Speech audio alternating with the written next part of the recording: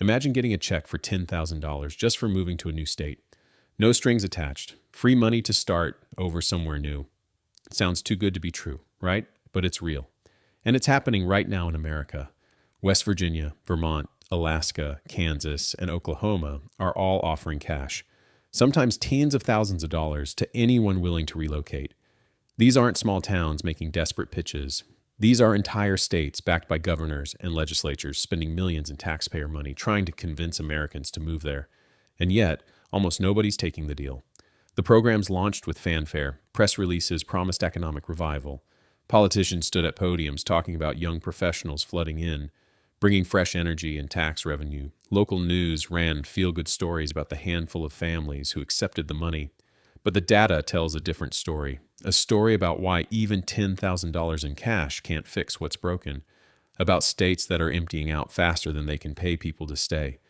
About an America where entire regions are being left behind, not because of bad luck, but because of problems so deep that free money can't solve them. This isn't just about failing relocation programs. It's about the geography of American decline, about which parts of the country are dying, why they're dying, and what happens to the people who can't leave.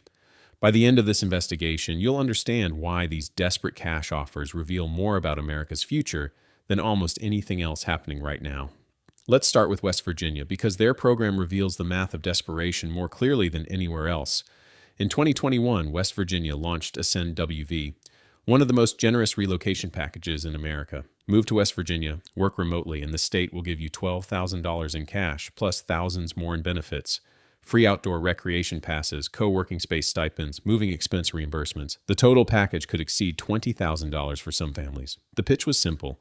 West Virginia offers low cost of living, beautiful mountains, outdoor recreation, and now free money. What's not to love? 3 years later, the results are in. Ascend WV has attracted roughly 800 participants. Not 800,000, 800 total. In a state of 1.7 million people trying to reverse decades of population loss, 800 new residents is statistically meaningless. West Virginia's population declined by over 50,000 people in the last decade. They're losing residents 10 times faster than they're gaining them through relocation incentives. The state is bleeding out, and the cash offers aren't even slowing the hemorrhage. Why? Because West Virginia's problems can't be solved with $12,000. Let's look at what you're actually moving to. The median household income in West Virginia is $48,000, the second lowest in America. That's 30% below the national average. Yes, housing is cheaper. You can buy a house for $70,000 in some areas, but you're buying it in a place where good jobs essentially don't exist. The unemployment rate sits above national averages, but that doesn't capture the real problem. The employment rate, the percentage of working age adults who actually have jobs, is among the worst in the nation. Huge portions of the population have simply stopped looking for work entirely. They're not unemployed. They're economically inactive. Why? Because West Virginia's economy died. Coal mining, once the backbone of the state, has collapsed. Thousands of mining jobs disappeared and nothing replaced them. Manufacturing followed the same trajectory. The jobs that remain are largely low-wage service positions.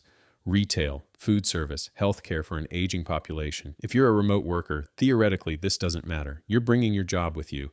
But here's what the relocation programs don't advertise. Internet infrastructure in West Virginia is among the worst in America. Huge swaths of the state have no broadband access. None. Even in towns, internet speeds are often too slow for video calls, let alone the demands of remote work.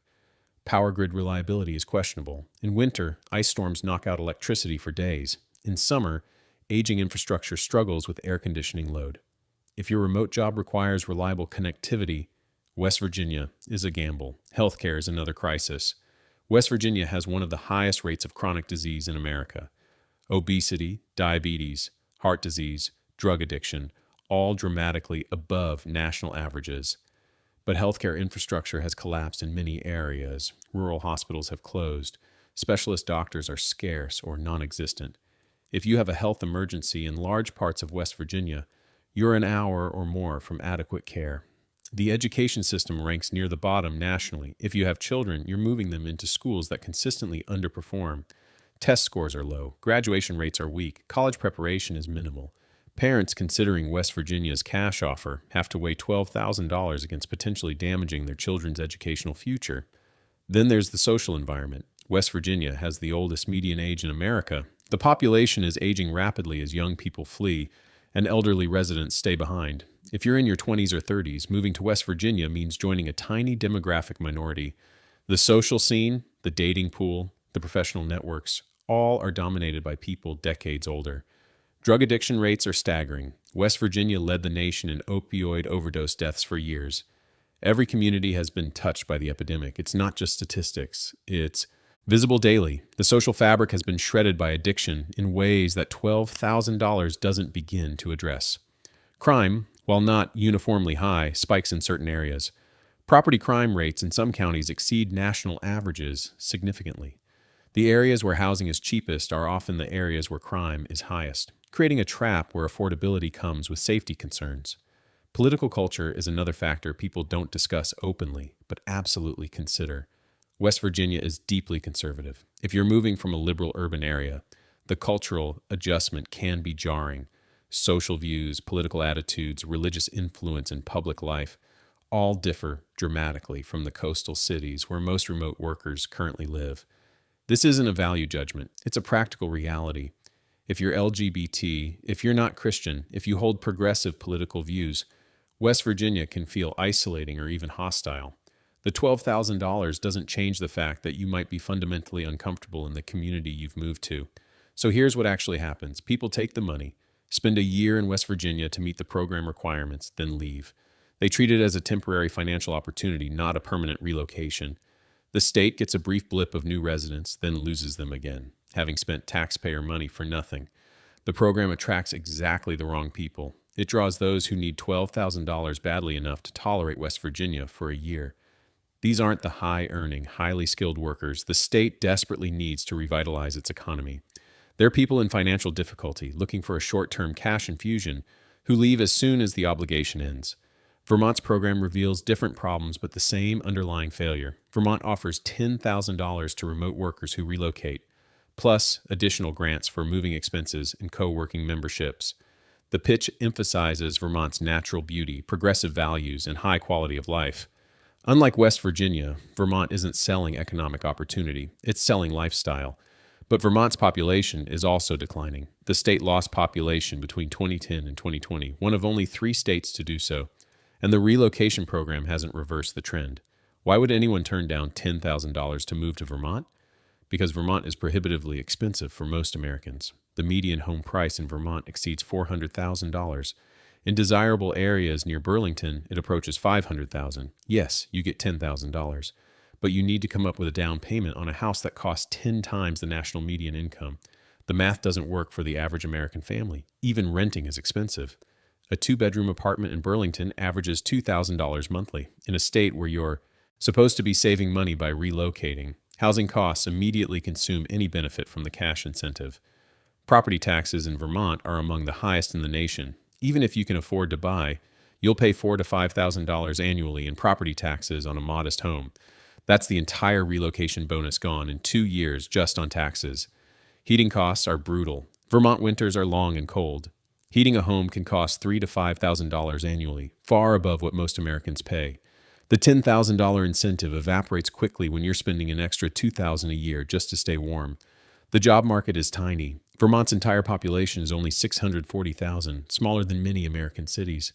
If your remote work situation changes, finding local employment is extremely difficult. There aren't many companies, there aren't many openings, and competition for decent jobs is fierce. The economy is stagnant. Vermont's GDP growth consistently lags the national average. Wages are below what comparable workers earn in other regions. If you're planning a long-term future, Vermont offers limited economic opportunity compared to growing states. Infrastructure is aging and inadequate. Internet speeds in rural Vermont are poor. Cell coverage is spotty. Roads are in rough condition, poorly maintained due to budget constraints. The charming rural lifestyle comes with real practical limitations. The culture, while progressive, is also insular. Vermont is 92% white, one of the least diverse states in America. If you're from a diverse urban area, Vermont can feel homogeneous and culturally isolated. The social scene is limited. Entertainment options are sparse. You're trading urban amenities for natural beauty, and for many people, that's not an acceptable trade. Winter is genuinely difficult, not charming snow-covered postcard winter. Long, dark, brutal winter that lasts 6 months. Seasonal affective disorder is common. People who move from southern or coastal climates often can't tolerate the darkness and cold. So Vermont's program attracts very few people and retains even fewer. The $10,000 looks appealing until you run the actual numbers and realize you're moving somewhere more expensive, more isolated, and economically stagnant. Alaska takes the desperation to another level entirely. Alaska's permanent fund dividend, while not technically a relocation incentive, pays every resident roughly $1,000 to $2,000 annually just for living there. It's funded by oil revenues and has existed for decades. On top of that, various municipalities and programs offer additional incentives to attract workers. Alaska should be attractive. Free money every year, no state income tax, stunning natural beauty, adventure opportunities unmatched anywhere else in America. But Alaska's population growth has stalled. In fact, Alaska lost population between 2013 and 2020, despite paying people to live there. The free money isn't enough. Why? Because Alaska is fundamentally inhospitable for most Americans.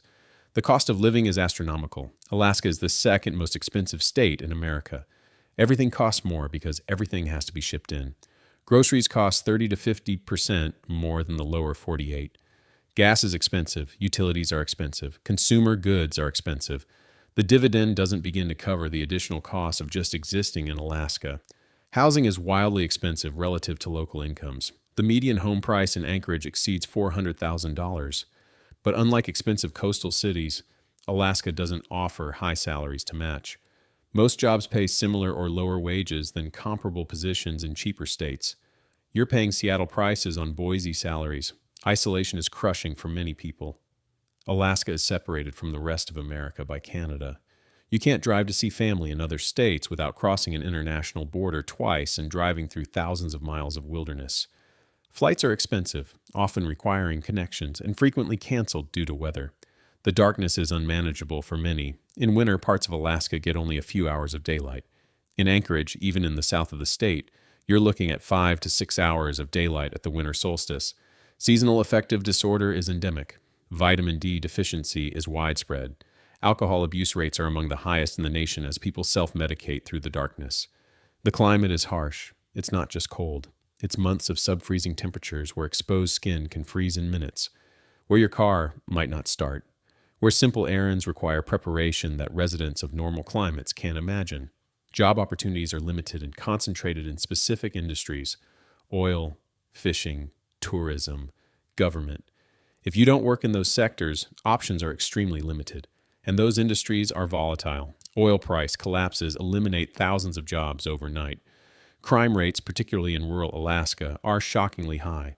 Alaska has the highest rate of violent crime in America, more than double the national average. Sexual assault rates are among the highest in the world. Rural Alaska, Native communities face crisis-level rates of violence and substance abuse. Domestic violence rates are astronomical. The combination of isolation, darkness, alcohol abuse, and economic stress creates conditions where family violence becomes tragically common. For anyone considering moving with children, Alaska's crime statistics are genuinely frightening. Healthcare access in rural areas is nearly non-existent. Villages might have a health aide with basic training, but real medical care requires flying to Anchorage, weather permitting. Medical emergencies in rural Alaska can be death sentences simply due to distance and logistics. So despite paying people to live there, Alaska can't retain population. People come for jobs or adventure, collect their dividends for a few years, and leave. Very few put down permanent roots. Kansas offers a different approach with similar results. Several Kansas counties offer up to $15,000 to relocate, specifically targeting rural areas trying to reverse population decline. Some programs include free land or heavily subsidized housing. $15,000 plus free land sounds incredible, but almost nobody takes the offer. Why? Because rural Kansas is emptying out for reasons $15,000 can't solve. The economy is agriculture-based, and agriculture doesn't need workers anymore. Modern farming is mechanized. One person with GPS-guided equipment can farm thousands of acres. The jobs that sustained rural Kansas for a century don't exist anymore. What remains is service economy jobs: gas stations, dollar stores, nursing homes. These jobs pay $10 to $15 hourly, barely above minimum wage. You cannot build a life on that income, even with low cost of living. Small towns are dying visibly. Main streets are half empty. Schools are consolidating. Hospitals are closing. Young people leave for college and never return because there's nothing to return to. The social isolation is profound. Towns of 500 or 1,000 people offer no social scene for young adults. No dating prospects, no professional networks, no cultural activities. You're choosing extreme isolation in exchange for $15,000. Internet access is terrible. Most remote workers can't function in rural Kansas because broadband doesn't reach much of the area. The infrastructure investment needed to support remote work hasn't been made and likely won't be. Political and cultural conservatism is intense.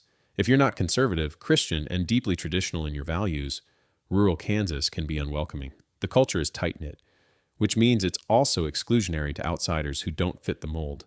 Climate is another challenge. Kansas weather is brutal. Tornadoes in spring, 100-degree heat in summer, ice storms in winter, intense winds year-round.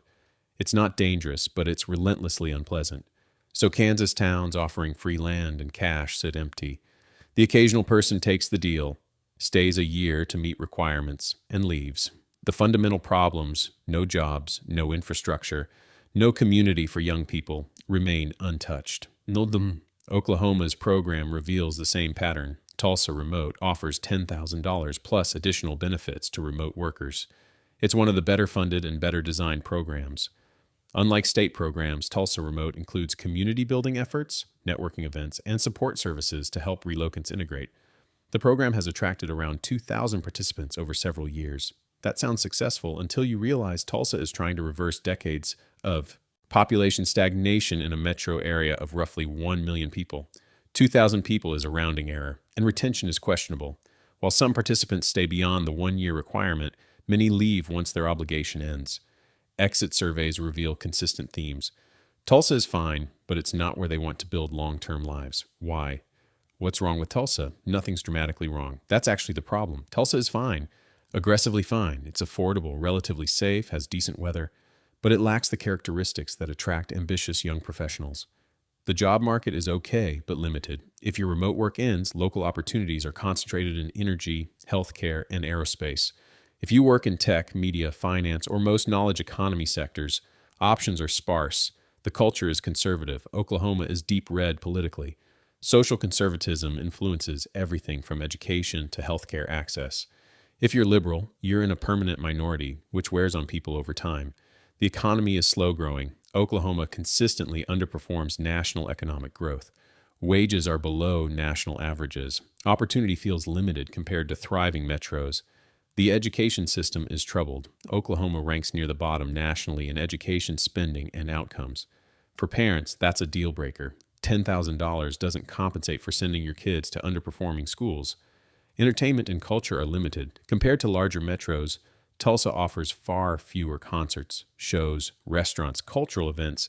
If you value urban amenities, Tulsa feels small and limiting. So Tulsa Remote attracts people, but it doesn't retain them long term. It's a lifestyle experiment that most participants eventually decide to end. The pattern across all these programs is identical. States and cities are trying to solve structural economic decline with cash incentives, but you can't bribe people into living somewhere that doesn't meet their needs. The places offering these incentives are offering money because they're desperate. They're losing population because young people are leaving, because jobs disappeared, because opportunity dried up. The cash is an attempt to paper over problems that require massive structural investment to solve. Think about what it would actually take to revitalize these places. You'd need to rebuild entire economies, attract major employers, invest billions in infrastructure, broadband, transportation, schools, hospitals, transform political cultures to be more inclusive, address substance abuse and crime, create the amenities and opportunities that make young people want to stay. That would cost tens or hundreds of billions of dollars and take decades. Instead, states are offering $10,000 and hoping that's enough. It's not. The people these programs attract tend to be those in financial difficulty, looking for a short-term cash infusion. They're not the high-earning professionals states desperately need. They're people who need $10,000 badly enough to tolerate a year in a declining community, then leave. The brain drain continues. The talented young people who grow up in these states still leave for opportunities elsewhere. The aging accelerates. The tax base shrinks. Services decline further. A vicious cycle that cash incentives can't break. What's happening reveals a larger truth about America. The country is geographically sorting itself. Thriving metros attract young, educated workers and become more prosperous. Declining regions lose those same workers and spiral downward. The gap between winners and losers widens every year. For the states offering cash to relocate, the desperation is obvious. They're watching their futures disappear, schools closing, hospitals closing, tax revenues falling. They're trying anything to reverse the decline, even if the math clearly shows it won't work. For the individuals turning down the money, the calculation is rational. $10,000 or $20,000 is real money, but it's not enough to compensate for moving somewhere with no career prospects. Poor infrastructure, limited healthcare, failing schools, and cultural isolation. The long-term costs far exceed the short-term benefit. And so the programs continue, press releases get written, politicians cut ribbons, and the population decline continues unabated. The states offering money keep emptying out. The cash incentives attract hundreds where they need hundreds of thousands, and America's geographic inequality deepens. This isn't just about rural decline or red state problems. It's about the concentration of opportunity in fewer and fewer places, about entire regions being left behind by economic forces beyond their control, about communities that once thrived now offering desperate bribes to anyone willing to move there.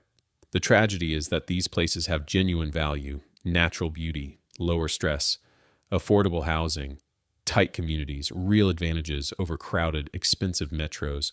But advantages don't matter if you can't make a living, if your kids can't get a good education, if you can't access health care, if you're culturally isolated. The cash incentive programs reveal how wide that gap has become, how much money it takes to even get people to consider these places, and how even that money isn't enough once people understand what they're actually moving to.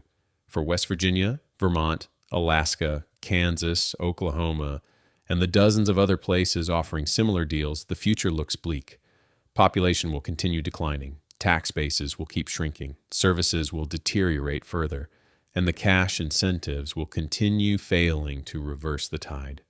Because you can't bribe people into building lives somewhere that lacks the fundamental requirements for thriving, and $10,000, while real money, isn't nearly enough to overcome the profound structural disadvantages these places face. The question isn't why people turn down the money. The question is what it says about America that entire states have become so undesirable that they're paying people to move there and still can't attract residents. That's the real story these programs reveal. Not about incentive design or marketing, about American geographic inequality, about which places have futures and which places don't, about the widening gap between opportunity and decline that no amount of cash can bridge. If this investigation helped you understand what's really happening behind these headline-grabbing offers, there's far more unfolding across America than most people realize. The empty spaces these programs are trying to fill reveal more about our economic future than the thriving cities getting all the attention.